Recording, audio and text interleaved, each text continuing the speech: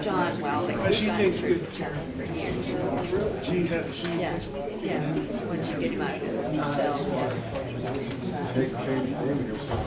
that, I think is her assistant.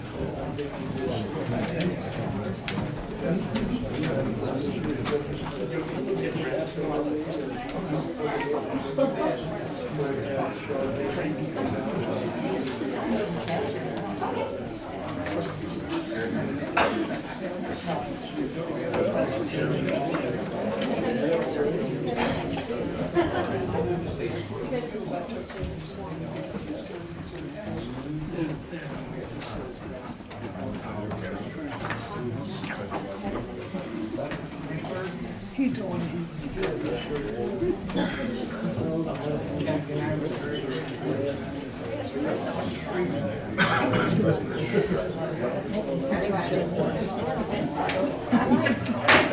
Good morning, everyone. We will call this meeting to order. If you'd please join us and stand for the Pledge of Allegiance. Pledge of Allegiance.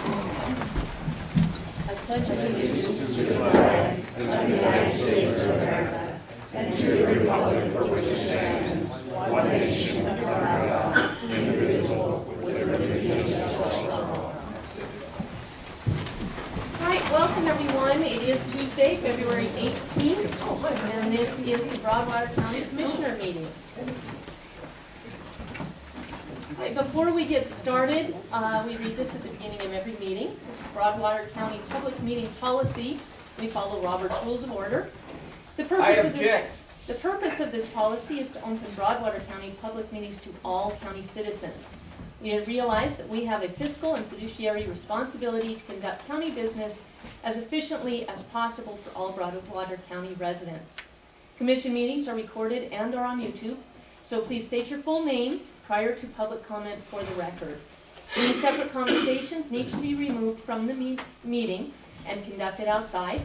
Outbursts will not be tolerated. Public comment will give each citizen who wishes to speak 3 minutes, and all comments will be directed to the board chair.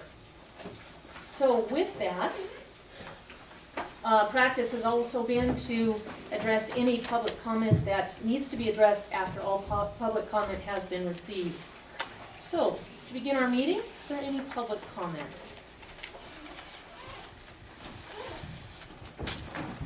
Any public comment?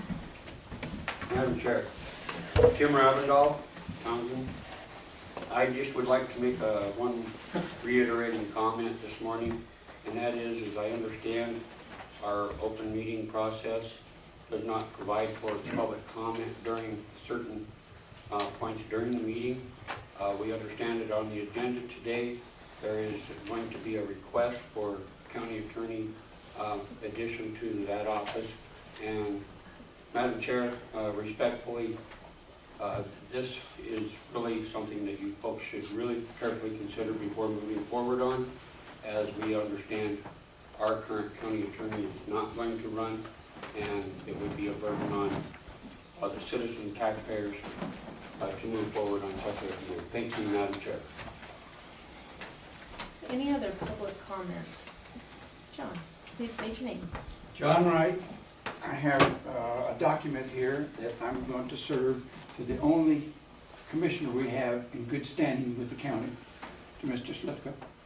This is a document, United States Court of Appeals, and it's case 93-7021, original writ of mandamus. You were charged and convicted, you too, and Carla. Mr. Slifka was exonerated for his good, diligent service. Mr. Slifka, you keep what you want out of this, and if you need more to give to her, I will do it. Now, to balance my time, I'm going to address Carla. She came here under a cloud of illness and sickness, by her own admit. She has never performed as a prosecuting attorney in her entire history, if you do the checking, which you didn't.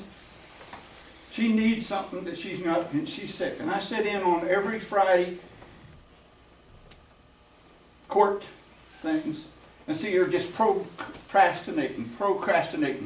She can't get nothing done because she first either don't know how, or she's too ill to do it, or she can't follow her instructions that was given her. To bring a prosecuting attorney in for her right now is insanity. It's illegal, unconstitutional, and the full burden of this is going to fall on you two commissioners. Mr. Slifka is not going along with it, and I hope he stands with us. Thank you. Thank you. Any other public comment? Any other public comment? Madam Chair, All right, one more. Bill Davis. May I ask you, are you going to address Natalie Wenzel's case today in this public meeting? And we answer all public comment when we've received all public comment. So if you do have any public comment, we invite you to go ahead and use your time to make it. That is a public comment. I asked a question to you. Are you going to talk about Natalie Wenzel's case today in this public meeting?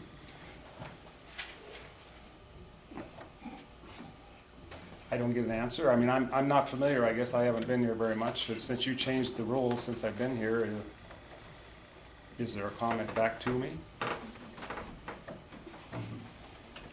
Not at this time, Bill. Do you have more public comment? No? Okay. Any other public comment? Public comment? Yes, I do have one more. May I address All it right. again? Yeah, we usually wait until each person has had a chance to speak once, but it looks like there's no one else. So go right ahead, Bill. May I ask a question to Commissioner Gravely?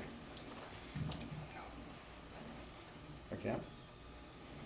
Not Well- until all the public comments have been done, Bill. Oh, so when the public then I'll have a chance to ask you a question? Okay, thank you. All right. Third time for public comment. We asked 3 times. All right. Next item, first off, Tim Ravendall. It has been the practice of this commission to take public comment before a vote on anything of significant interest to the public. So we will continue that as well. As far as any comments on who's running or who isn't, the filing deadline is up until March. So I don't think that that's anything that warrants comment at this time by anyone. John, I'm just going to let that be tabled until later on in the meeting. And Mr. Davis, the next item on the agenda is final action on ongoing personnel matter. The commission has followed a defined course in Montana statute and in specifically personnel law. We have also followed the Broadwater County Personnel Policy Handbook, which is our Bible in dealing with personnel at all levels. To that end, we will not discuss or take further comment on this particular agenda item. We will move straight to a request for the vote. The commission has received a recommendation that Natalie Wenzel's employment be terminated by Broadwater County for cause effective immediately. Do I hear a motion to support and follow the recommendation given to the commission? Madam Chairman, I have one comment to make. This is the time and place for this personnel matter. This personnel matter is unwarranted, it's illegal, it has flaws in it. It's unwarranted because it has a lack of evidence, it's illegal, it has a lack of due process. If there's a termination done, I'll tell you what, Broadwater County, I feel it is going to be in a huge lawsuit. Broadwater County cannot afford a huge lawsuit. That's what I'm trying to stop. Ladies and gentlemen, the previous meeting, I had a letter here. I give to the commission, County Attorney Bossy, and Nye Consulting. Apparently they didn't think it was important, but I think it is. And so I'd like to pass it out to, I see there's a Commissioner reporter. Slifka, I just have to advise you, if you hand that out, you're violating confidentiality and putting the county at risk for a lawsuit. You report to the reporter, Franklin, I advise you as well, please sit down. You are in violation. Thank you, folks. Thank you, Madam Chair. All right. I will again. Do I hear a motion to support and follow Before the she does that, recommendation? everybody. John? stand up here. Sit down. John Wright, sit down. Thank you. Do I hear a motion to support and follow the recommendation given to the county commissioners? I said, Is there a second? I second the motion. It has been moved and seconded to follow the recommendation and support it and terminate Natalie Wenzel's employment with Broadwater County for cause, effective immediately. All those in favor of the motion, please signify by saying aye. aye. Aye. Opposed? No. Let the record show the votes. Motion carries. Carla, I've been instructed to ask you to please draft a letter. The letter's prepared, I'll have it ready for you before you leave today. Thank you very much. All right, we have an appointment at 10:15. We have 4 minutes until then. So we are going to go ahead and take mail. Just a few minutes. Did she make the motion?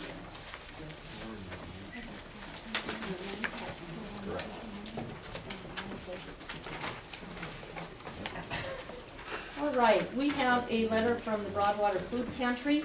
On behalf of the board of the Broadwater Food Pantry, I would like to thank you for your very generous PILT grant donation of $3,000.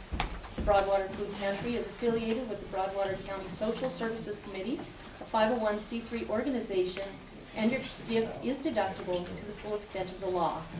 We also affirm that neither goods nor services were provided in return for this donation.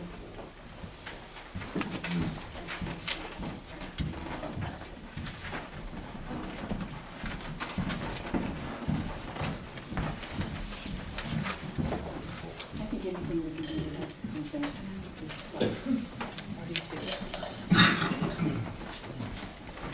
All right, we have Montana Business Assistance Connection, and this is the quarterly report for the period ending December 31, 2013 for the Broadwater County Revolving Loan Fund. And it includes loan activity detail, accrued interest analysis, and aging report. Also enclosed is a statement of financial position for the fund for the fourth quarter and year to date.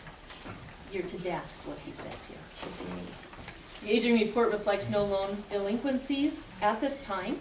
And in reference to the loan activity detail report, the Stockhorse LLC was restructured in October to reset loan payment terms to better reflect this borrower's capability to repay and also position MBAC for more efficient workout should this not occur. So please review.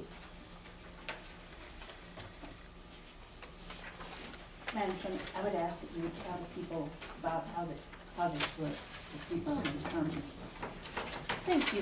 and then it goes back to it. A business owner years ago, and it was Broadwater Printing that started this. The owner, I believe, was Del Schubring. And he worked with the commission at that time. It was headed by Jim Holm, who was my predecessor. They worked, excuse me, they worked together to actually get Broadwater County involved in an economic development arm. All counties in Montana are so involved. The startup for Broadwater Printing, the startup money was put into a revolving loan fund after it was begun to be paid back to the tune of about $300,000. Over the years, that money has been reinvested in the community over and over and over again to the tune of just over $2 million. So as the money is loaned out, it is repaid with interest. That money has been loaned out, repaid with interest. And this is managed by Montana Business Assistance Connection on behalf of Broadwater County. Not necessarily the commission, but the county as a whole, and to support business interests. Madam Chair? Yes, Jim. Madam Chair, Tim Ravendell, real quick question, Madam Chair.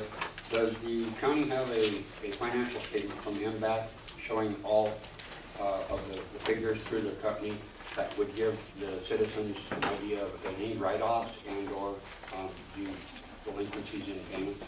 We just got that. That was the piece of mail that we just brought out.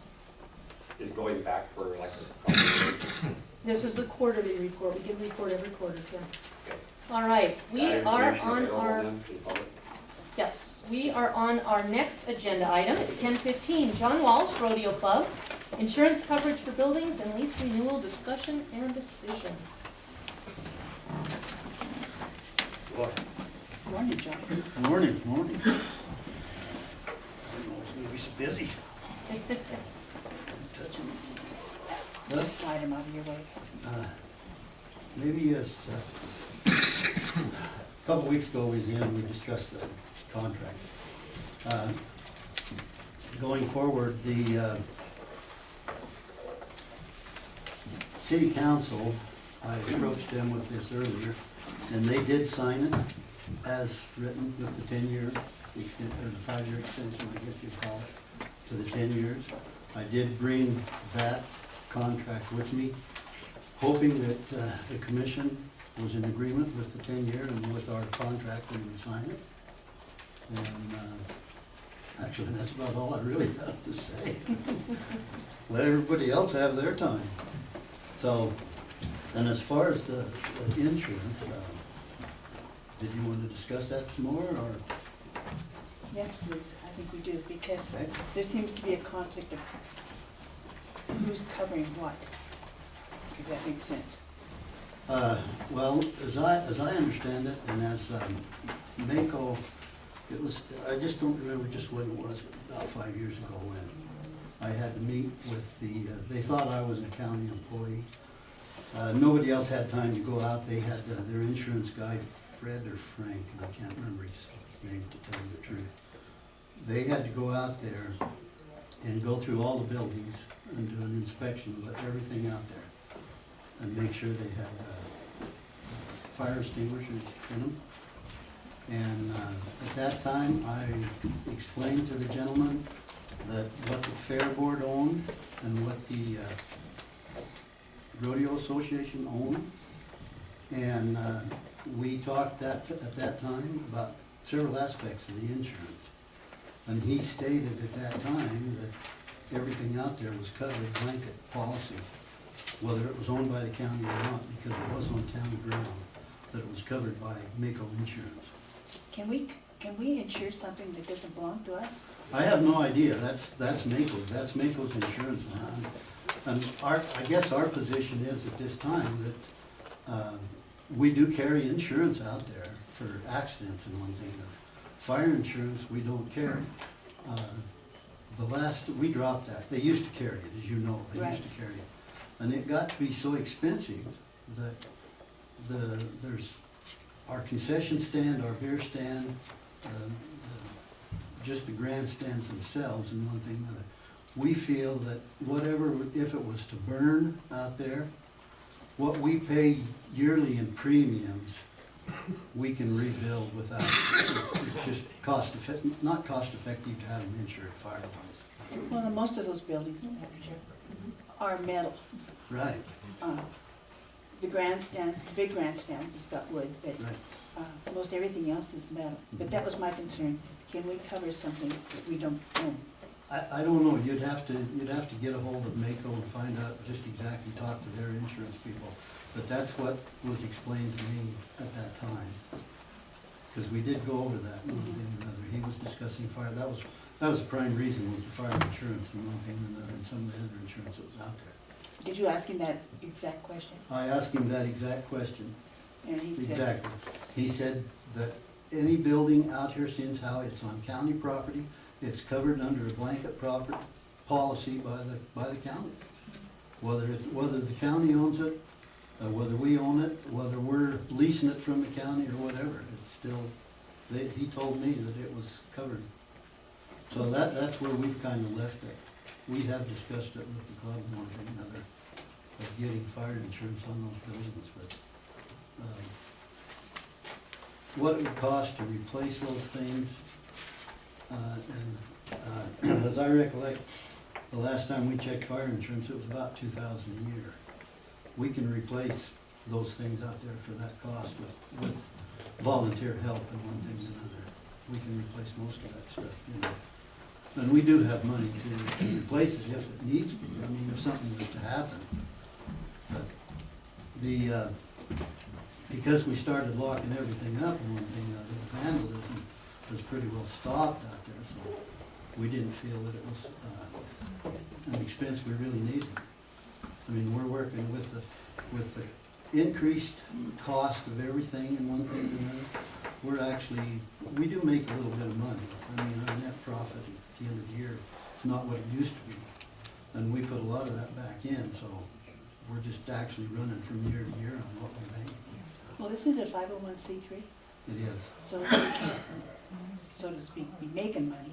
No. It all has to go back Right, in. it all goes back into what we're gonna do out there. And in the past, like, for instance, year before last, when we put up the new office building out there, that was over $5,000 for materials, and then the school kids built it, and one thing, but we did donate $1,000 to them.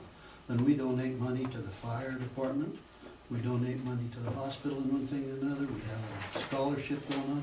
So any money, it's not really made, we do have money in the bank, but it's like anything, you've gotta have money for a rainy day.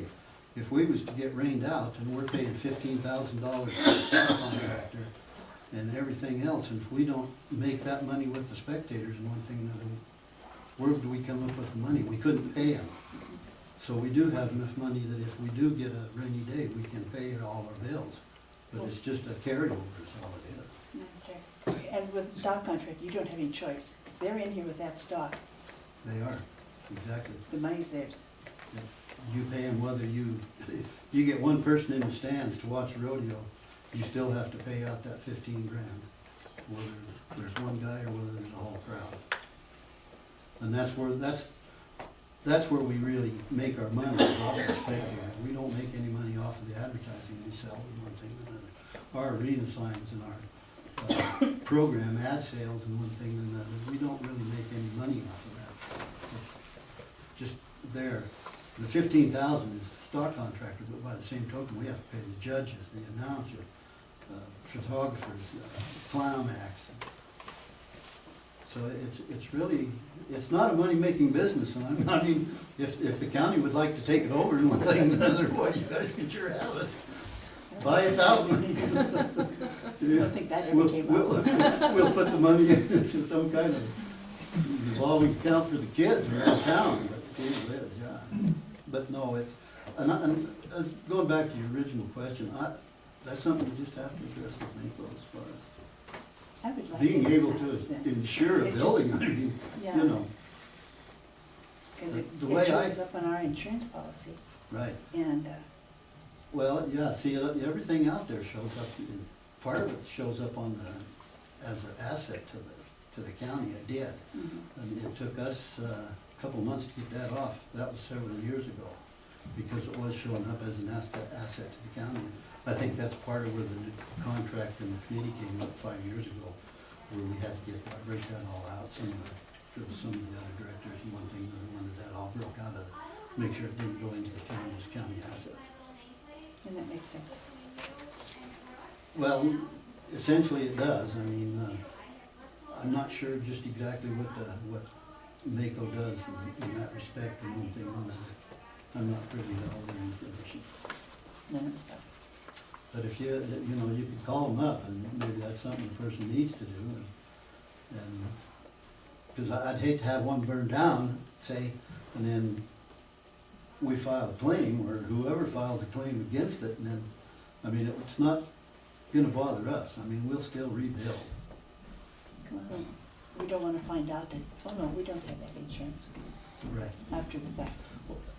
And it's possible maybe that's something that really needs to be addressed, because if we're not insured, say the concession stand is not insured, and say there was a fire out there, and before anybody could get out there, spreads over to the 4-H building and one thing, and then, you know. So I'm just not sure, will they cover it then? I don't know. You just have to talk to them. Wasn't Julie who's agreeing to get back with us on, She was, my she just understanding, hasn't got back with us yet. she, who is our local agent, is Right. Julie's attorney, and she was going to check into that and get back to us, but Right. we haven't heard yet. And they used to carry all of our insurance, but we did find some cheaper insurance because we were essentially, at the time we had then, essentially all we was insured for was the 4 days of the rodeo.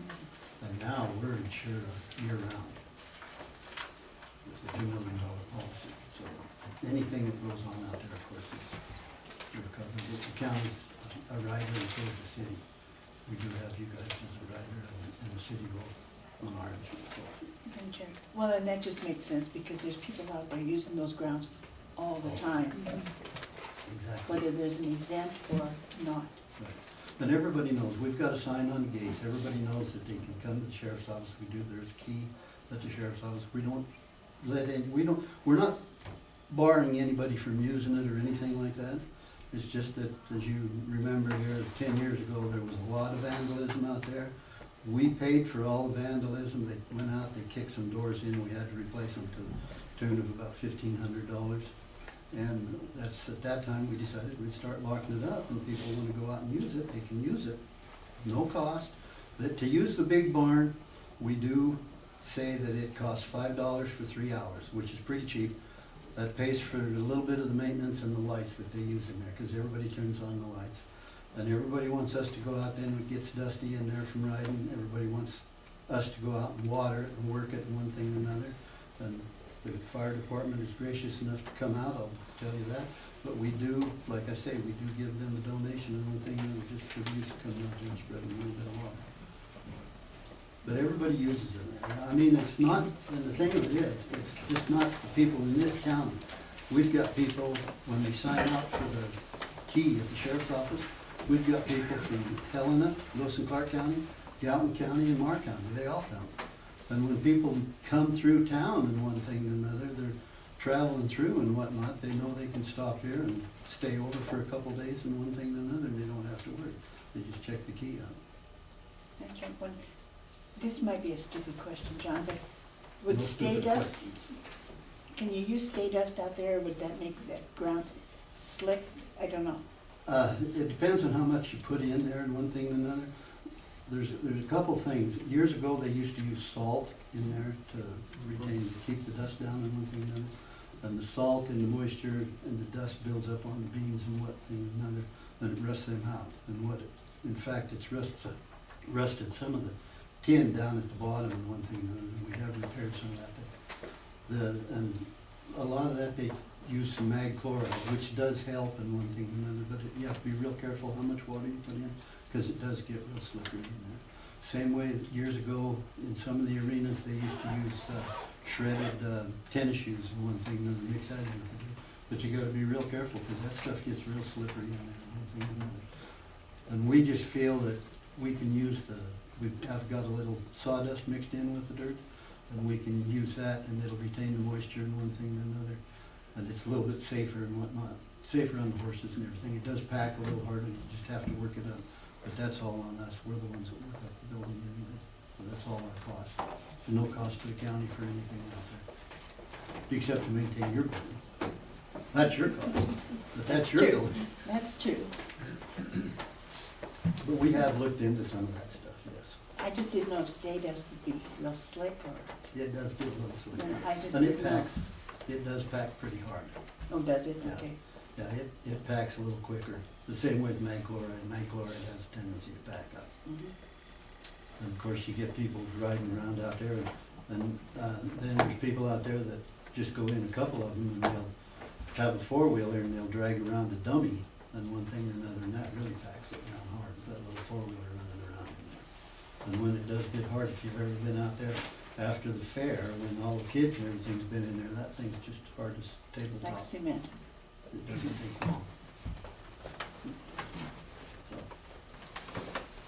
Well, I also have a question, John, and a comment, and I've said this before, being a member of not the rodeo club, but a rodeo family, and my family's up here every year, they comment on what a nice facility this is. It's one of their favorite in the state, so kudos to you guys for what you've done out there. thank you. The only question I don't have any questions on the contract. I think, for me, it looks cut and dry, same as last year, like you said, except for the change from 5 to 10 years. Right. The only thing I want in writing from our insurance, and that is for protection of the county, is how we work this insurance issue. We've gotten the buildings divided. Yours are no longer on the county policy, and that, of course, is the result of 5 years ago. But the question that keeps pounding in my head is, again, from the rodeo perspective, what if there is a fire and there's team horses, there's barrel horses in the barn. To what extent now is the county drawn in because there wasn't any insurance for the rodeo club? I think that's something we need to hear from the insurance folks, just to make sure that the county's protected. Right, and see, you mean the little horse barns, not the Right, big and, barn. and the big one, I mean, Because the if big there's a barn- jackpot or Well, see, a clinic. that's a county building, so that's covered, period. Okay, and the because little that is- ones, I know they like to But use those one as of those- well. Yeah, one of those is yours and one of them is ours. And ours, we've got pretty well locked up, they do use yours. Okay, so you don't allow anybody to use, Only Those when other there's ones. an event going on out there. okay, Yeah, and that is generally for the Omoxie. When there's a rodeo or a roping and one thing or another, they never use those barns. okay. About the only time they really use those horse barns is if there's a state Omoxie comes in. We don't really, barrel racers, generally these events are all in the summertime. Nobody uses those things. Okay, They don't want to really stall the horses in there. If we had the facility in town to house people, we could have bigger events. But that building out there isn't big enough to have barrel racings in, and of course, there's no rough stock or anything like that. Team roping's about all you can have in there. And nowadays with the people staying in their campers and having pens and one thing and another, they very seldom ever get used. and I think that's maybe a rider, could be a suggestion from the insurance, but the reason we have insurance is for Sure. the worst case. That's right. Some year down the road, somebody could be using it, we could They have a could. catastrophe, and we need to make sure that the county is covered Right. appropriately for that. Mhm. So I would like to table this. I don't know that we need to keep having you come back, but Okay, I think we should table the signing of the contract until we have something solid from Julie, okay, and then go from there, if that's all right with you. sure. Does that I meet with agree the with board? I'm fine with that. Okay, so we'll go ahead and table that and bring it up as we have information from Julie Mhm. and keep you in the loop. How's Okay. that? Okay, All right, I'll save this contract. This is the one that the city's already signed, very good. so I'll just keep that with me then. All right, Okay? thank you very much, Thank you. John. You bet, thank you. Right, 10:30, we have about 15 minutes for our next appointment. I missed 3 minutes. We have minutes from, February 3, 2014. These were sent out to everybody. Edits have been taken by the clerk and recorder's office.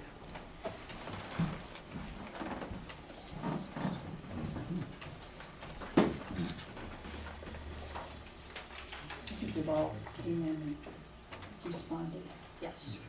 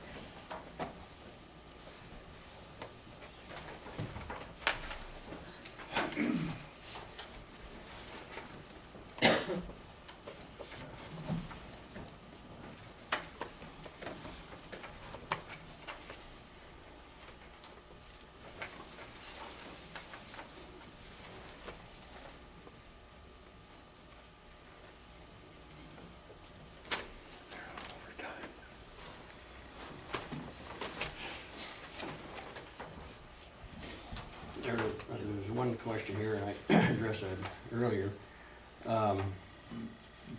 There was nothing on the agenda, and we went ahead and voted for the $500,000 for the study commission. That was a legal decision.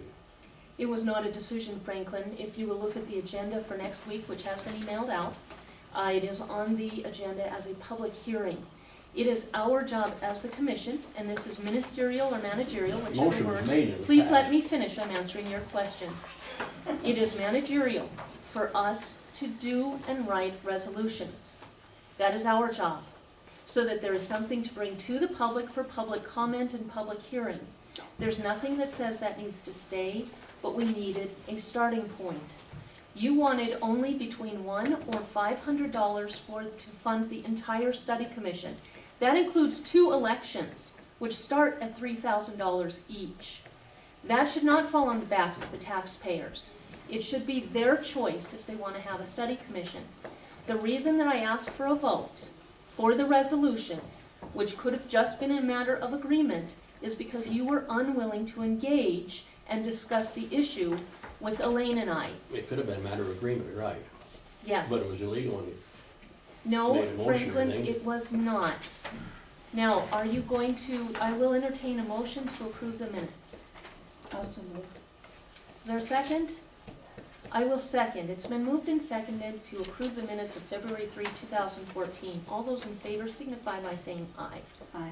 Aye. Opposed? no. Please let the record show the votes. And I will take those minutes back and get them signed. Again, writing a resolution is not, that is our job as commissioners. That vote was merely It was a because you motion, would not a not resolution. engage. And I did not want you coming back saying Laura dictated. It was a commission decision.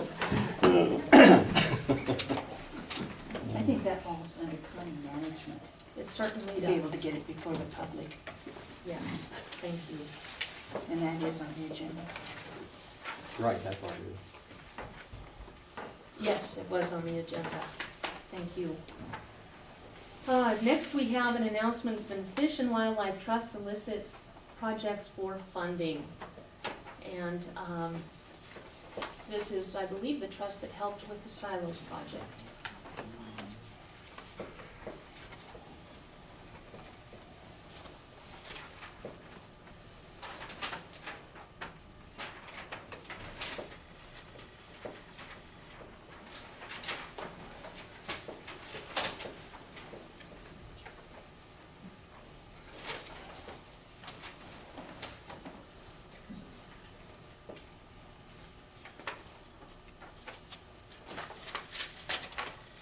You chunk money in there.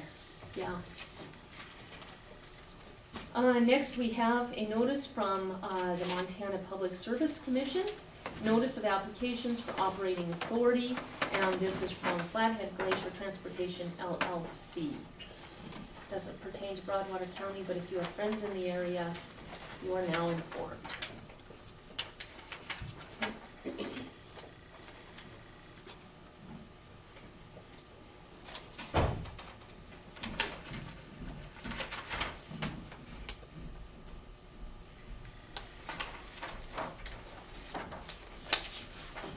Next, we have a notice from Montana Department of Environmental Quality, and this is to issue wastewater discharge permits for Belgrade Number 4 truck stop and convenience store.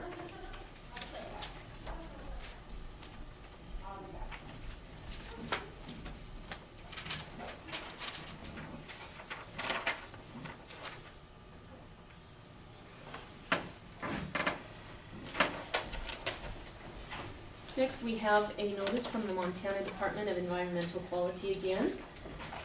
And this is to inform us that they are looking at proposing to amend the rules regarding environmental review.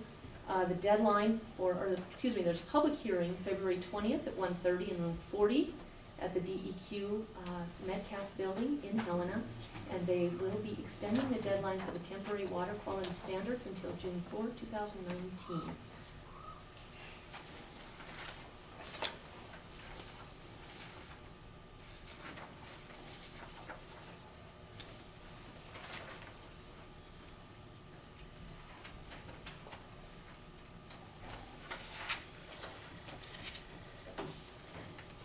Next, we have a notice from Department of Public Health and Human Services, and they are updating the notice of laboratory services fee changes. A couple of websites on there.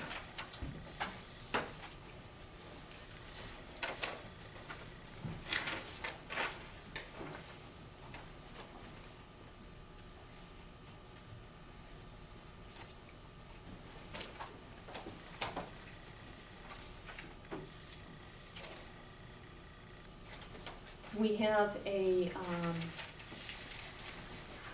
open cut mining program compliance services, and this is for landowners, contractors, and counties. This is for rates for travel time, mileage, field office time. Travel time at 16 an hour, mileage at 56 cents a mile, field and office time at $46 per hour.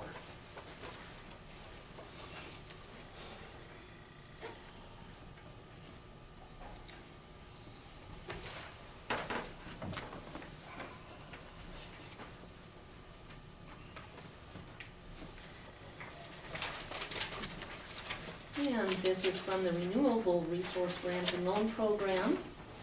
They are now accepting applications, deadline of May 15, 2014, Montana DNRC. Grants are available for up to $125,000 at no interest. And there's a list of the different projects that they will consider in the program.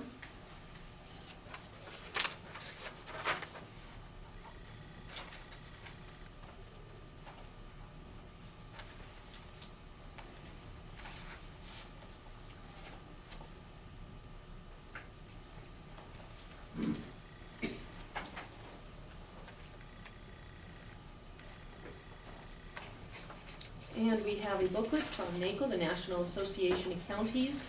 This is Ready and Resilient Counties, Prepare, Respond, Thrive, and this is related to the DES, Disaster and Emergency Services. We just had the Governor's Conference, and April is County Government Month, so that is related to those.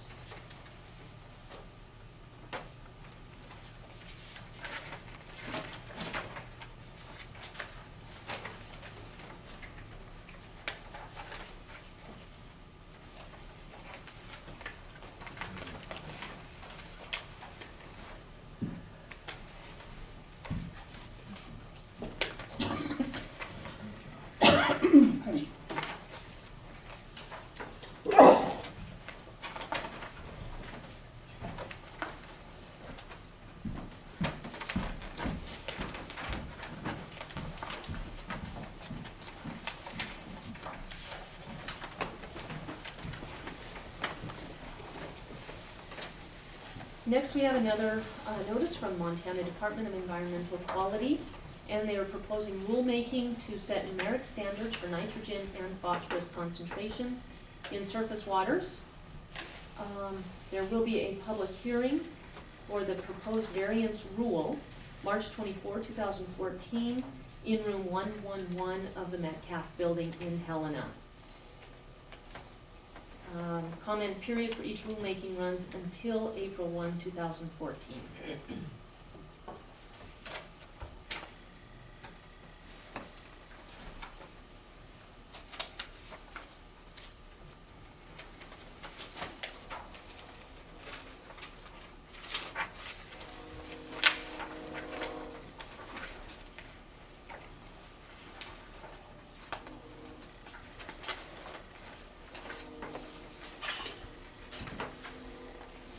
The county is a member of the Vigilante Electric Cooperative, and they are having their annual meeting for members Friday, March 7, 2014, and we have an invitation as well as an RSVP card.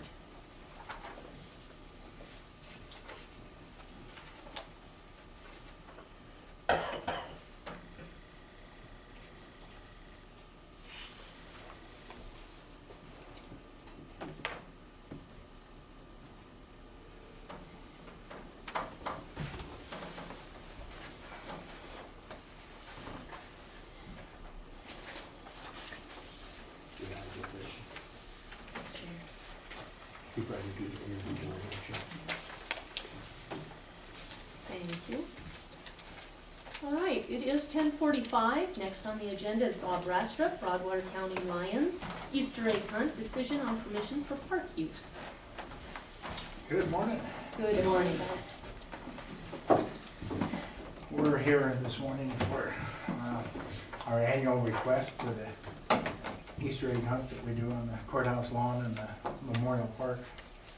And It'd be the Saturday before Easter, which is April 19th. Easter's late this year. Yeah, it is. And I sent a letter that you guys Yes. have along with a certificate of insurance that we provide for it. This year, rather than using regular eggs, we're gonna use plastic eggs and fill them with candy and get away from some of the problems that we have with boiling eggs and dyeing them and reliability with however long you gotta have the eggs out. I think it's maximum 2 hours out of refrigeration or something like that. There's all sorts of things that go on. But anyhow, that was is our request for it. We would use the courthouse lawn and the memorial park.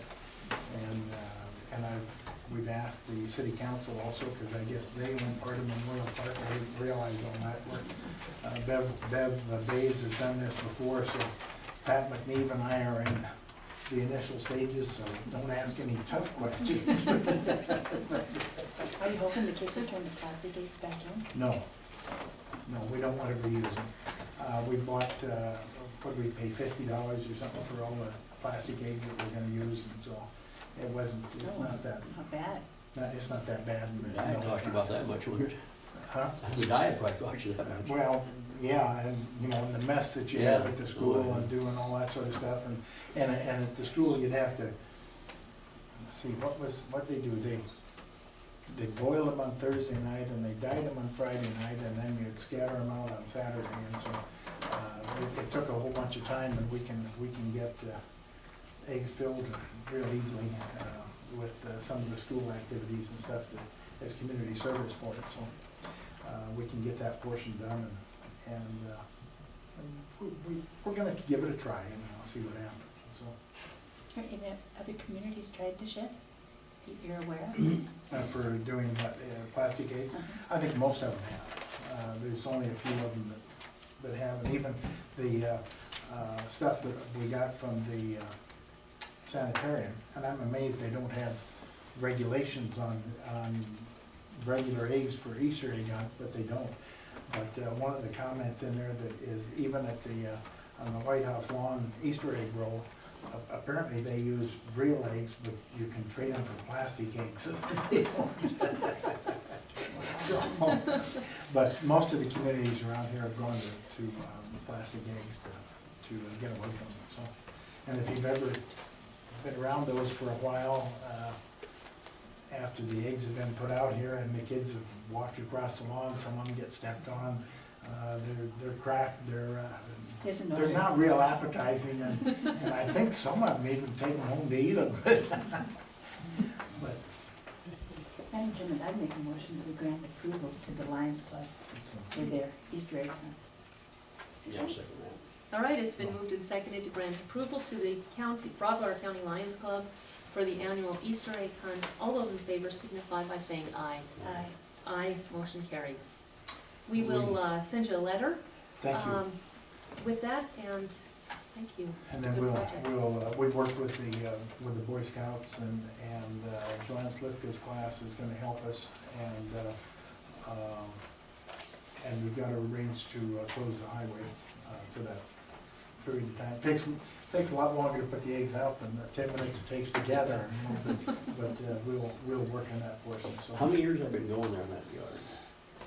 As long as I can remember. I said, don't ask me any tough questions. I didn't know, maybe they threw it out there somewhere, but it's been a lot of years. I don't know, it's been going on for a long time, so.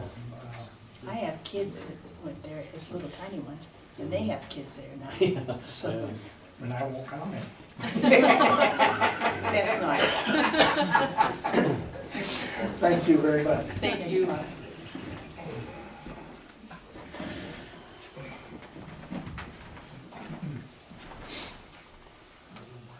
All right, we have 11 minutes more. Move into some signature items.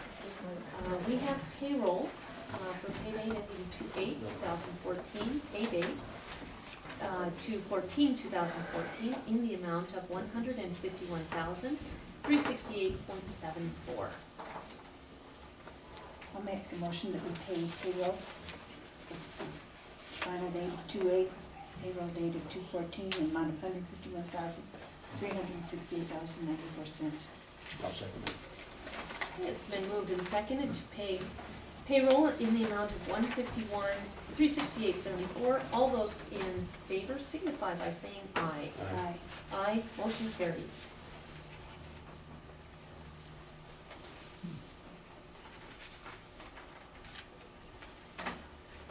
We have claims for voucher date 2/4/2014 in the amount of $24,702.23. These are the approved claims we went through last week, or last time we met.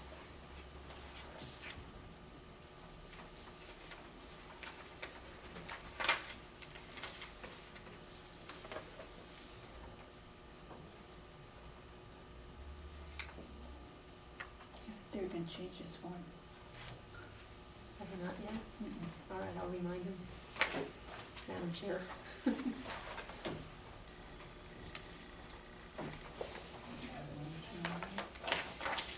Oh, I'm sorry.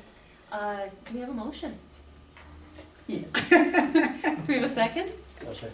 All right, it's been moved and seconded to pay the approved claims in the amount of $24,702.23. All those in favor signify by saying aye. Aye. Aye, motion carries. Thank you, Ann. All right, next we have something we discussed last week and voted on. I just need a signature, and this is the payment of the heat and electricity for county extension. Did we vote on it? We did, but you know, let's go ahead and do it again just to be on the safe side.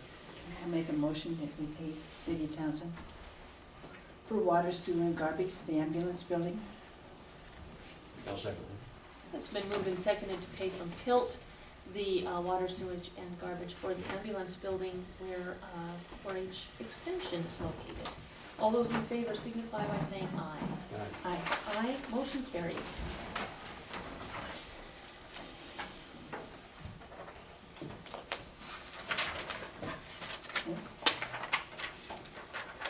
Thank you.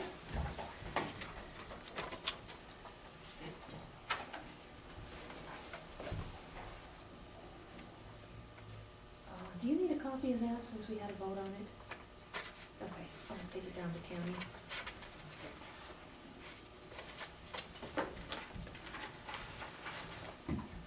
All right, mail. We have a letter from Teamsters, and Teamsters is who we have our health insurance with.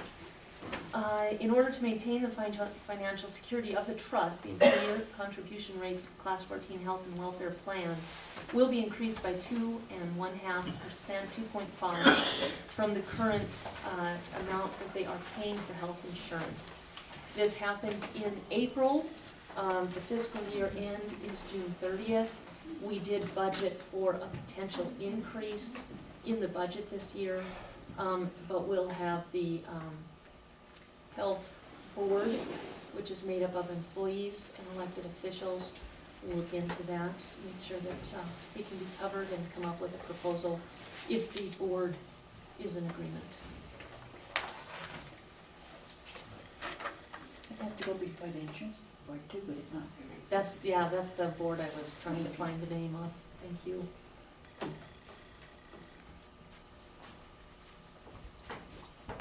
But it's just more of an FYI. Yeah, I'm sure you say.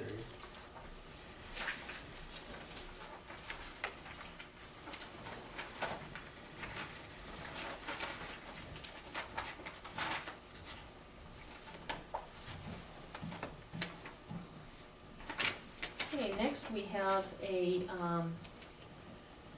this is from the Department of Natural Resources and Conservation, and it is a wildland fire document.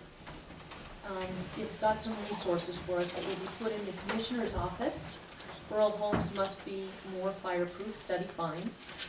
Guidelines for development within the wildland-urban interface, construction techniques and administrative rules of Montana, and International Wildland Urban Interface Code.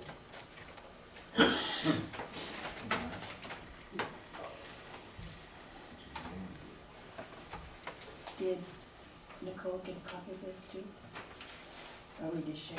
I don't know, I will ask her. And county planners, I would bet she did, but I'll double check with her.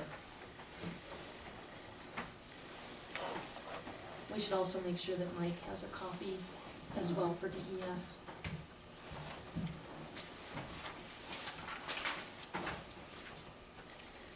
I think I would just call and write and ask about getting a copy of the book. Yeah, I think that's a good idea, so all three of us have the same Well- thing. Instead of trying to make a copy for those guys downstairs too. Yeah, I agree.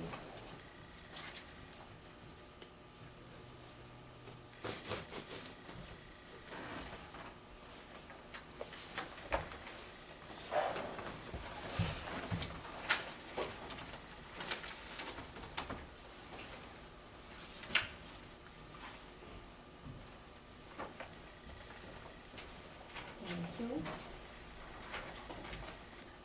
All right, and the last piece of mail appears to be a letter. It was folded and put on the desk this morning. It's from Joan Hill, resident of Toston. It says, "I live on Hill Street in Toston, so I know the area and the people very well. I've seen the problem the Norsbys are having, and I can't understand why Commissioner Obert and County Attorney Bossy have let this problem drag out for nearly a year. When a street is closed, I guess the word is vacated, the property is split to each landowner, but Hill Street is not closed, so there can't be a deed on record for it.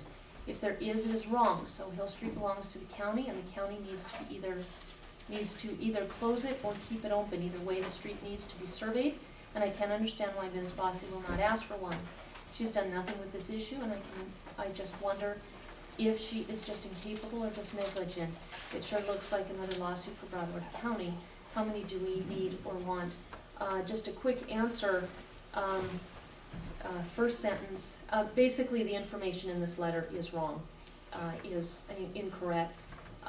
Neither the county attorney nor myself have anything to do with this particular situation. It has been run through the land use attorneys with MACO, which is Montana Association of Counties. They have the final word on this kind of thing. It has gone through the county planner. The surveys are from 1955 and 1981. And those have been reviewed also by the local surveyor here in town. At this point, this is an issue between neighbors until we hear something different from the legal resources that we work with. So as much as we would like to, help out our friends, we have to stick with the law, and we have to stick with the legal advice we get from those who hold the county's insurance. So that's the status on that. And I wasn't even around in 1955. And in 1988, none of us were here on the board. So we will stick with the process on that as well. I don't know how MACO can make any kind of decision. They have no idea what's taking place. They've been And the county providing all the owns paperwork. the road, the street, the county owns it. So we are involved. Yeah.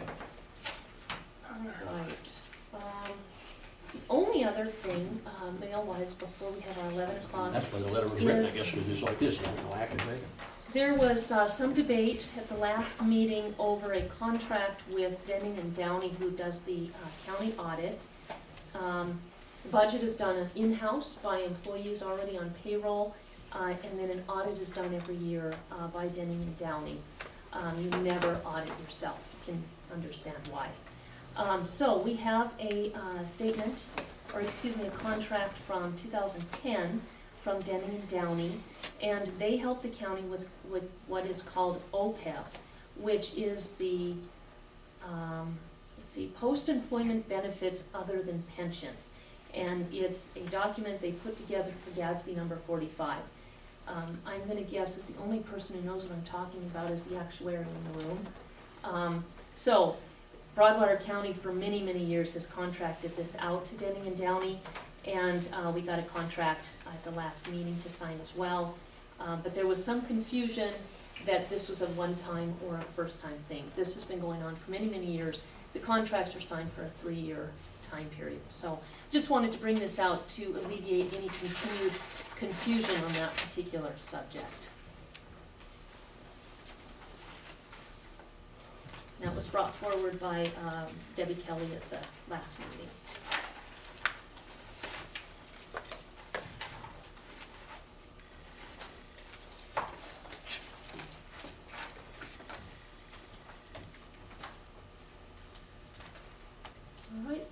concludes our mail, and here in about 1 minute, we will have our next appointment, which is Carla Bossi, County Attorney, Special Prosecutor, discussion and decision. Thank Do you want a motion on that, or? We already did it. Oh, For, okay. this is the one from 3 years ago. Mhm. I just wanted to make sure it was clear that this had been an ongoing Oh, all right. practice. It wasn't brand new this year.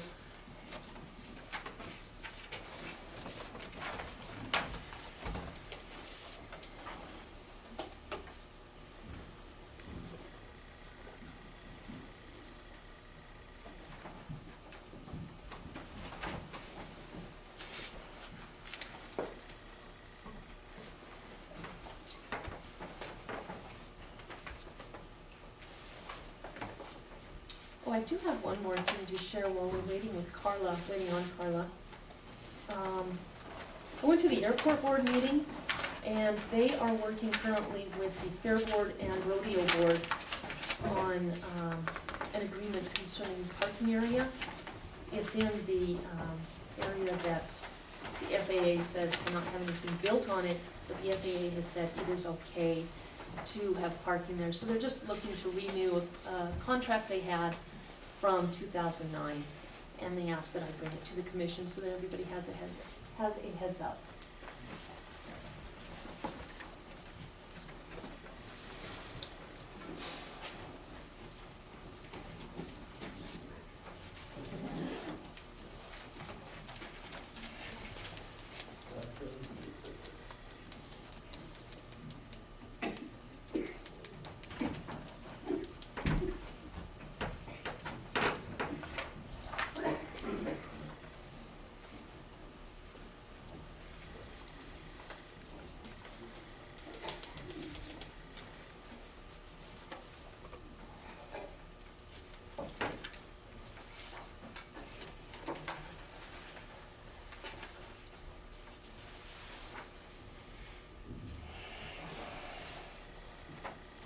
And you should go with it, but I don't know, we're ready to know what it is. You're done with this? Yeah.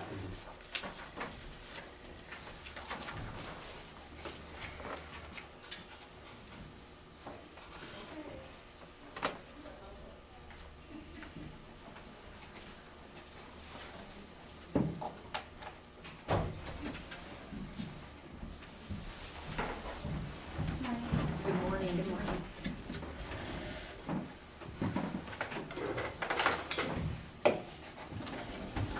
What I'm here to talk to you about this morning is a request for a special deputy. And just to clarify, before I get into it too much, this has nothing to do with workload in our office or any illness issues I may be experiencing. I had my gallbladder out and I actually feel pretty good, so I'm not really sure what Mr. Wright is discussing when he talks about all these issues I have. And for the record, you're all familiar with my resume, so you know how many years of criminal practice experience I had before I came here, both in defense and prosecution. The reason we need a special deputy is because we have a matter that requires prosecution, which involves me as a party, i.e. I am both a victim and a witness to these matters which require prosecution. So there is a conflict. You can't prosecute a case that you're a victim of or a witness to. I had required, I forwarded all the materials involved, and I don't want to go into too many details because should the matter be prosecuted, it will become a matter of public record. But at the moment when we're discussing reports of law enforcement and investigative reports, those are covered by the Criminal Justice Confidentiality Material Act in the Montana statutes, and you can't just talk about that stuff widely. So I'm not going to get into significant detail, but I believe all three of you are aware of the matter, at least part of it. It involves both fraudulent documents that have been filed with the county, which are fictitious liens filed against various county officials by one of our citizens, and also a number of incidents of direct harassment of county employees. So several counts of disorderly conduct or something of that nature. However, the person who prosecutes it might determine it should be prosecuted. I sent all of the volume of evidence that I had in my hands to the Attorney General's office, to the Prosecution Services Bureau, which is normally where county attorneys first go for assistance with a matter like this where there's either a conflict. Mr. Flynn had sent out a number of cases over the years because he was too intimately familiar or friendly with various parties that were being prosecuted, and so they handled the cases. So that's the first place you usually go, and they come in and serve as a special deputy. However, I just received this morning from Brent Light, who is the AAG, who's the bureau chief there, a letter, and in this, I'm just gonna read you the letter if that's all right. Dear Carla, this letter is written in response to your request that Prosecution Services Bureau review the John Wright matter for potential prosecution. I reviewed the material you sent me and I agree with you that this is a serious issue that needs to be addressed. However, due to the extremely heavy caseload that PSB has at this time, I don't believe I can assign an attorney to the case. In addition to our normal caseload of rapes, child molestations, and assaults, we presently have 8 pending homicides in PSB. All of those homicides are scheduled to go to trial in the next 5 months. In addition, with the resignation of the Park County attorney, we are assuming many of his more serious and complex cases. So this is the first time in the past 5 years that I have had to turn away cases due to our caseload. Because your case does not involve a violent crime, I have no choice but to decline handling the matter. I would recommend that you contact Nick Murnion, as we have already, or someone else to serve as a special deputy to review and possibly prosecute the case. I'm deeply sorry that we are not able to assist you in this matter, but I hope you understand the situation we are in at this time. I have had some discussion, and I believe Commissioner Obert has as well, with Nick Murnion. He's the Valley County attorney. He has significant experience from his time in Garfield County, prosecuting sovereign citizens and Minutemen and that type of individual. He's agreed to assist with the case. I've also had some discussion with Tom Budowitz, who has agreed, if asked, to assist with the case. There are a couple of different matters here. Number one, the filing and pursuit of the fraudulent lawsuit. And just so I can be clear, since John spoke during public comment, I've been in contact with the U.S. District Court of Appeals in the D.C. Circuit, talked to them about a year ago. That case was filed in 1993. It was archived in 2005. The clerk of court indicated she wasn't going to go to the expense of pulling a file from archive to send me whatever was in it. The office there has a policy that they will no longer receive Mr. Wright's phone calls. Her exact statement was something like, no matter what I provide to you, it won't assuage his concerns. What she did advise me of is that they rightly advised him shortly after this matter was filed some 20 years ago that it was not filed in the proper jurisdiction. The D.C. Court of Appeals has no jurisdiction over Montana. The Federal Court of Appeals that has jurisdiction here is the Ninth Circuit, and they weren't taking any action on it. So Mr. Wright's statements this morning that we've all been prosecuted and judgment has been lodged against us is absolutely fraudulent. The case has never been before a judge of any kind. And all of the documents that he files here with the county have only his own signature on them. They don't have, I have since advised, and for the past several months, the sheriff is no longer accepting them to serve, the clerk of court is no longer accepting them, and the clerk and recorder is no longer accepting them because I have advised them they are fraudulent documents. But other than the stamps that they had from them taking them as a filing, they have no other imprimatur of authority other than they come out of John's mind and he thinks that they're valid, but they are not. And that action is prosecutable as harassment of public officials under both state and federal law. I have, through Nick, forwarded all the materials to the United States Attorney's Office in Helena. I haven't had an update from them. They work very slow, and I don't know if they have any intention of prosecuting at the federal level. But because my understanding when I got here, Mr. Wright was here the first day I got here when I was being sworn in to protest that, And my understanding is this behavior's been ongoing for some 20 years. It has escalated in the past year. Everybody's advised me that they have seen it escalate. I've certainly, I'm not comfortable with him coming into my office. He refuses anymore to come into my office. I did try to discuss with him several weeks ago the matter to see if it could be resolved short of this action, and offered to sit with him and the sheriff, and he refused. But I've had numerous employees come to me complaining about being harassed in their jobs and feeling very threatened by his demeanor and behavior. So I really think that we need to do something about it. So essentially, by hiring a special deputy, the commission has to vote and approve to bring a special deputy. It would be for these cases only, and there could be a number of cases. There's some criminal prosecution on the fraudulent liens. There's other possible prosecution on harassment of employees. And then there's also the possibility of having a quiet title action in the district court, a civil matter, to remove those liens from the record so that there's no issue with any of the various elected officials. And this includes like Judge Sherlock, Judge McCarter. I don't know if there's been one filed against Judge Reynolds yet, but it includes our district judges, a number of Broadwater County officials over the past 15 or 20 years, and some folks at the Montana Supreme Court who had the Montana Supreme Court rejected an appeal on a different lawsuit that was heard here in First District Court. So there could be a number of actions. Essentially, if the special deputy were to be Nick or another county attorney, generally the only costs involved are their actual costs, like for travel. Obviously, if Nick were to come down here from Valley County to prosecute it in person, that would involve some substantial cost, not horribly.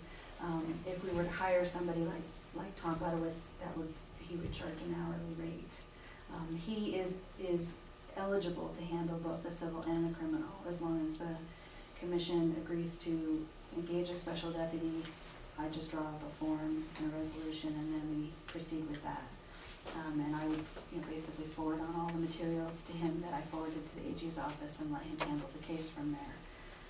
This is something that would have to come out of the county's legal fund, contingency fund, that we have for legal matters, as there is not a substantial budget in my office for, we have a small budget for the limited amount that we contract out, but not for something of this nature. So that's essentially the request that I'm making, and I would ask you, I guess if you need more time to consider it or need more information from me, I think all three of you have heard from county employees on a number of occasions about the kind of behavior I'm discussing. I think you've all been provided documents from the other matter that I've discussed, so you have a pretty good idea of what we're discussing. If you do need more time, I just ask you to set it for an agenda in the next few weeks so we can get a vote and get it going. Otherwise, I'd ask that you consider, if you're prepared to, consider voting for that today so I can proceed with identifying an individual to serve as special deputy. Madam Chair, can I ask a question? Absolutely. Carla, have you talked with Nick, and he's available? I talked with Nick pretty extensively about this over the summer at the summer meeting. We've shared a few phone calls and emails since. The last email exchange I had with him, which I think included Commissioner Obert because she sees him more frequently at Border Crime Control meetings, he did ask me to check with he called it County Prosecution Services, but it's Prosecution Services Bureau at AG's office first. Obviously, they're half an hour away, and it would be ideal if one of them could handle it because it's so close in proximity. But as I read the letter to you that I received today, I do know that they're under, the Park County attorney has retired or resigned effective the end of this month, I believe, and he's taking a senior deputy position in Yellowstone County. So that office is down by one attorney, and they're helping there as well as handling they often handle homicides, especially for smaller counties. And apparently we have a number of them pending right now. So Nick had asked, but I think he would consider it. I would want to talk with him a little more and kind of get a real sense. I think it might make a lot more sense to have him offer advice and assistance to Tom Budowitz and have Tom Budowitz actually do the prosecution. And I say that mostly because I know Nick is a full-time county attorney with a part-time deputy, and the caseload over there has expanded quite a bit with the Bakken and all of that, all the additional traffic going through Valley County. So I think he is really sensitive to the issue, having gone through it himself, and concerned about not letting cases like this slip under the rug. But I think it might be more of an imposition on him to have him actually handle it entirely on his own, whereas him advising Tom, he'd probably do that just, out of the goodness of his heart. So I would definitely, talk to him some more to get a real sense of that, and talk to Tom about what he thinks it might cost, and try to get a sense of, keeping it, I'd like to keep it obviously as minimal cost to the county as possible, but at the same time, I think it's a matter that does need to get resolved.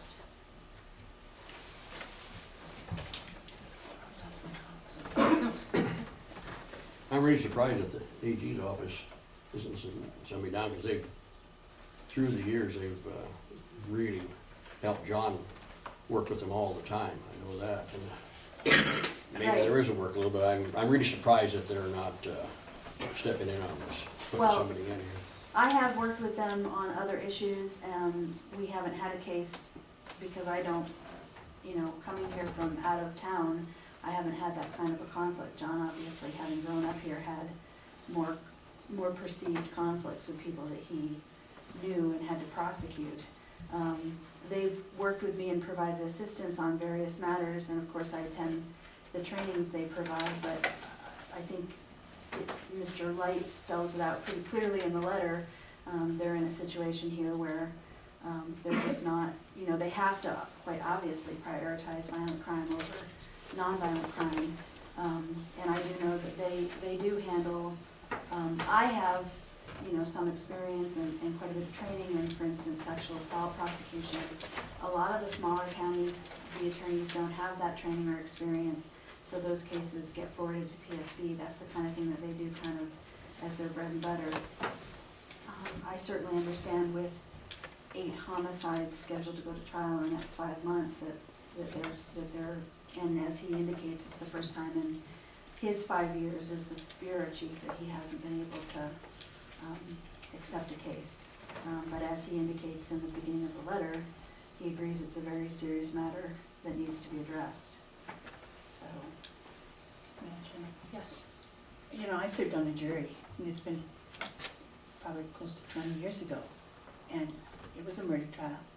It happened here in Broadwater County, and John was the prosecuting attorney, but he did have John Connor from the AG's office assisting, assisting.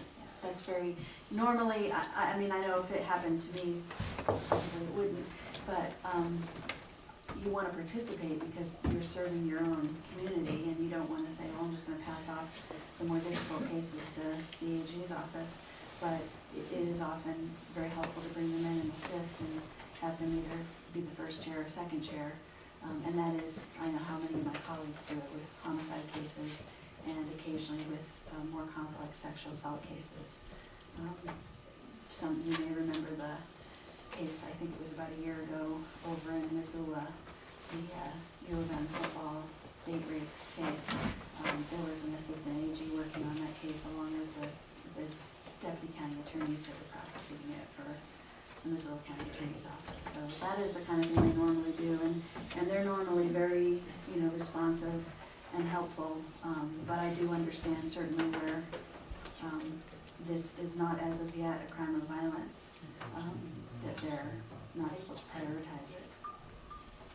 I just have one comment. I think it's very, very sad that we have that many murder trials coming up and that many sexual assault cases. I think that That is very sad for our society. I agree. I do too. One of the things you just said, Carla, is it's not yet a crime of violence. I do know Nick from Crime Control and have talked to him about what's been happening here the last year especially. And one thing that he said is it's kind of been a sea change over the last couple of decades, whereas in the 80s and 90s, you kind of sat on this and let it go until it culminated in a killing spree through North Dakota in the 1980s, and then the standoff in Jordan with the Freeman. And the conventional wisdom today is you don't let it get to that point. We are following every single step that was followed in the 80s and 90s. We, as in what's been happening to this county, is following every step that was done back then, and it does culminate with death threats, and then it does end up, like in North Dakota, with deputies being murdered and county officials being shot. So we don't want to get there. The yet is a serious word that needs to be kept in mind. Well, I guess one of the reasons that I take it very seriously, one of the complaints coming out of one of the county departments indicated that there have been threats to shoot at various county employees conducting the course of their normal duties, and so that is, one of the things. I've had a number of employees say they feel very threatened by the level of the confrontation that occurs here in the courthouse. But anytime someone makes a threat like that, I think it's really beyond the pale, and somebody doing that has to be held accountable. So, again, if I wasn't inextricably involved in this by being one of the named defendants, one of the John Does or Jane Does on the fictitious liens, and then also unfortunately, I've just witnessed too much of what is being reported. I've seen it happen myself, and I've seen it happen in my own office with my staff, and so it's just not possible in terms of the ethical conflict for me to handle the prosecution myself. But I do agree that it's, for whatever reason, I've been advised that at some point in the last few years, John Flynn had refused to entertain visits from Mr. Wright. But for whatever reason, it's a very gracious town, and there's a very gracious manner among the folks to just try to be tolerant of all kinds, and that's a wonderful thing. But there does come a point where certain behavior is not tolerable, and that's when it crosses the line of what's lawful. And I do think it's important, after all these years, especially from people who've been here a long time and have seen the escalation, and have, they're able to express that to me, that things are getting worse than ever. I think it's important to take some action before we end up in a situation where we're on the news for something, potentially tragic. And we do have this on the agenda as discussion and decision, so if you guys would like today, we can certainly make a decision, make a vote, and then follow through with. I think we better get some started. figures, some cost figures to start off with. Well, we do have a legal fund. Last time we met about the budget. Just because we have a legal fund, that doesn't mean we still gotta know get some kind of an idea on cost. And if I may finish, last time we got together and talked about the budget, the legal fund had about $50,000 in it. That should more than take care of this. We also have about $400,000 in PILT that is available for this. We're talking about the escalation of potentially violent behavior. I don't see an excuse for us to sit here and not act. So I would personally encourage a vote on the matter. And Somebody's got their hand up, that's what I said. Franklin, we are not going to take public comment until we have a vote and a second, and it is time for public discussion. We are following Robert's Rules of Order. So, what is the pleasure of the commission? I think we need to do something, because it is a very good one. And I just think we need to do something. Go forward with it. Is that a motion? It is a motion. Is there a second to the motion? I'll stick with our original, that we have some ideas of cost and some more information. If I could just speak to that issue. You know, I came to you folks last fall to discuss the caseload in our office and the fact that I believe going forward this will remain the case, that this county is probably in need of at least a half-time deputy prosecutor in addition to a full-time county attorney. And I provided you with the numbers on that so you could see what the situation is in other places in the state. I'm bringing that up because it's very relevant to this issue. I mean, I will certainly discuss with Tom, you know, what his, if we were to hire Tom, what his hourly rate would be, if he's willing to do a discount of some kind, because he's a citizen of the county and concerned out of the goodness of his heart, but he obviously has a living to make as well. You know, we shouldn't make decisions about whether to prosecute crime based on whether or not it's cheap enough to do that. Certainly I don't anticipate it using even half of the amount that's in the legal contingency fund at present. But I will, you know, I don't have that sense off the top of my head, and I think it's difficult for Tom to have that sense either until, you know, prosecution is not like, you know, private attorneys usually charge a set retainer for divorce, for DUI, whatever, and then if things get more complex, they charge more. It's not something I think that he can tell us up front it's going to cost X amount. I could certainly ask him if he's willing to set an amount and not go over that, and even if he has to spend more time, donate that time, but I don't have any guarantees of what the ultimate dollar cost would be.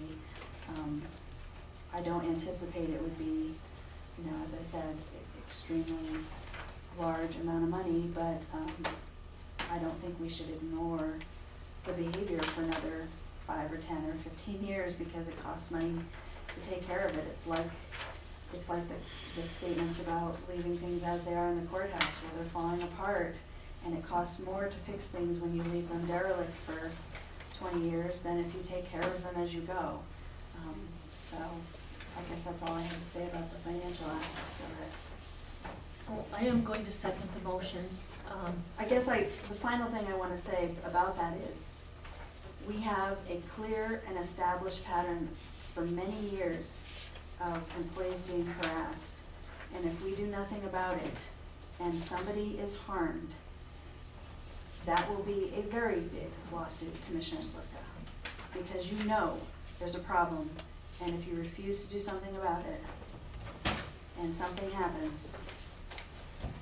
I'm not refusing this point, but I have a comment. You said you're talking your workload. I mean, John worked part-time. He had his own law practice. I just wrote down some things. He wrote books. He was a partner in the cattle drive, and he worked with the public all the time. So I can't see that the workload has changed that much in a year and a half or 2 years, whatever it is. But that's my comment. All right, this is an issue of significant public interest, so do you see a hand in the back, Tim? Madam Chair, I would just And like, please state your name. Jim Ravendall, I would just like to go on record. This here on the agenda again this morning is another example of the lack of clarity in the agenda that people are led to believe, and I've had a lot of calls regarding our county attorney's office hiring more help for us for just keeping up with the workload. This being a special case, understanding confidentiality, it's ingenuous on the part of the commission, not any one member, to put out an agenda that doesn't give enough clarity for public participation, as guaranteed under Article 2, Section 8 of the Constitution of Montana. Thank you, Madam Chair. Thank you. Any other public comment? All right. Madam Chair, Go ahead and state your name for the record. Bill Davis. Madam Chair, County Commissioners, I see this in a very different light. You know, your comment, Madam Chair, of just because we have $50,000, let's spend it. Why don't you just save it?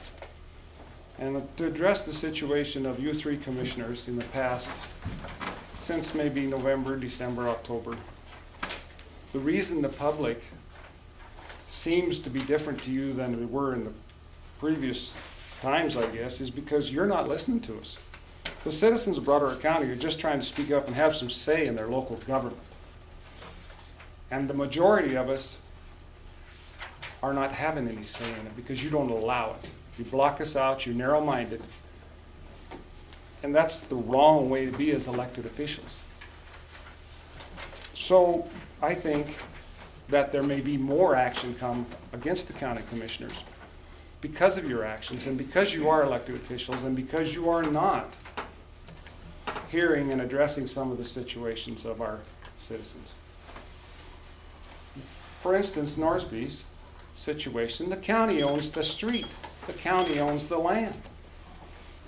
Why are you not working with the Norsbys and trying to help your citizens? You guys are Okay, doing Bill, everything against As it. this is during the meeting, Yes? per open meeting laws, Okay. the comment at this point needs to be on the relevant issue at hand. Okay, I'm sorry. Relevant I issue at hand. apologize. Thank you. Okay. All right, any other public comment? Yes, Madam Melinda. Chair, this is Melinda Holm. Can't we just solve this with a restraining order? Would that not be cheaper?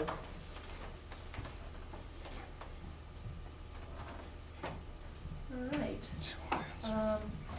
John, My name's John Wright, in reference to Carla McBossie's statement against me and the things I've supposedly done and the illegal process. First of all, I have here her sworn to God Almighty and that she would uphold the constitutional laws of this land to the letter, and she has not done that. She has overstepped all of her authority. Now she's making a big statement to you that she wants to take this to the Attorney General's office on the other side of the law.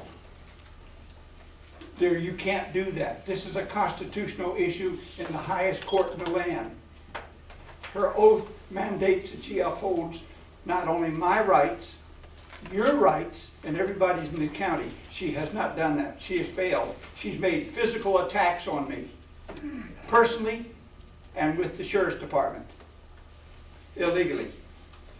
And furthermore, she says it's no good. Well, Denny Reedberg's, there it is, read it and weep it. He's not only served this on the United States Court of Appeals, he served it on me and it's recorded in the courthouse. He is our representative of Congress. Carla has been charged with treason and John, convicted. step out, back to your seat, please. You don't like me getting close? No, step back to your seat, please. Now, with that said, the United States Court of Appeals case is a bonded case. There is no statute of limitations on how long it takes to do it. Or don't you understand that? Apparently she don't. She won't. So if you take me into court, it's going to be damn expensive because I will defend myself under constitutional law, and you can't use the other side law. Our illustrious constitutional counselor and magistrate, Mr. Reynolds, has made this correction that you can't use that other law on a constitutional issue in this constitutional county. She is totally wrong. And if you go along with her, you've already been charged, the three of you. I got your statements right here. I served them again on Mr. Slifka. Now, you don't pay no attention to nothing, and you're telling me I've got to defend myself? Well, listen, mister, you will be in that courtroom every minute of the way. And you got to go to the United States Court of Appeals to even file an action, not something in Helena. It's way out of their reach. This is the highest court in the land that I went to. Denny Reberg endorsed it, and so did our Attorney General, with a constitutional intervention, which means, very simply, our sheriff has the full power and authority to supersede all of y'all's power. And my power as a custodian of the case and the law exceeds up to hers. Do you not know what a constitutional intervention means? It's been fully done. So when you take this little case on, Okay. you're going to have the full above. I'm not done yet. You actually are, 3 minutes per person. Thank you, John. All right. All right. Any other public comment? Okay, we have a